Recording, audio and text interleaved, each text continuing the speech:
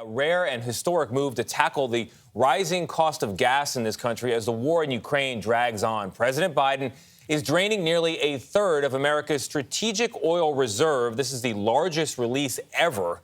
America will sell that oil on the open market, hoping to bring overall gas prices down in the process. Energy costs are a big reason, of course, for this year's soaring inflation, highest inflation in 40 years.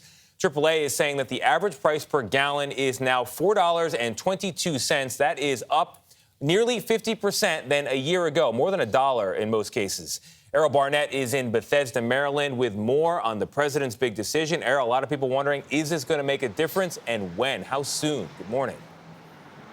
Hey there, Tony. Good morning. Well, already U.S. and international oil prices have moved slightly lower following President Biden's major energy announcement, which is a small but positive sign. That announcement including the sizable release from the Strategic Reserve to get through what will be a fuel-intensive summer. But here's the point.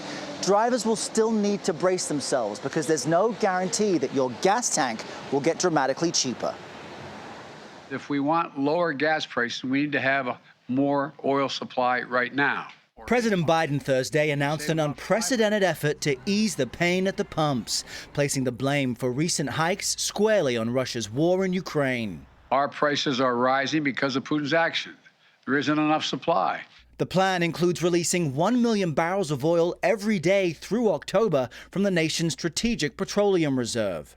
It'll have some impact, but perhaps not the impact that people suspect. Oil analyst Tom Closer said while drivers will see a modest dip in prices, they aren't plunging anytime soon. And how long do you think it will take between this announcement and Americans seeing the result at the pump? I think we get a little bit of relief here in April and May, but from Memorial Day to Labor Day, unfortunately, we see very lumpy demand, and we'll see it lumpy on the high side. Meanwhile, today, Connecticut becomes the latest state to try and soften the blow of higher prices by suspending gas taxes. Already, drivers in Georgia and Maryland are enjoying that relief. I'm glad it's going down a little bit now. Seems to be making an improvement. But Patrick DeHaan of the fuel data website Gas Buddy says the so-called tax holidays could actually drive up prices in the long run.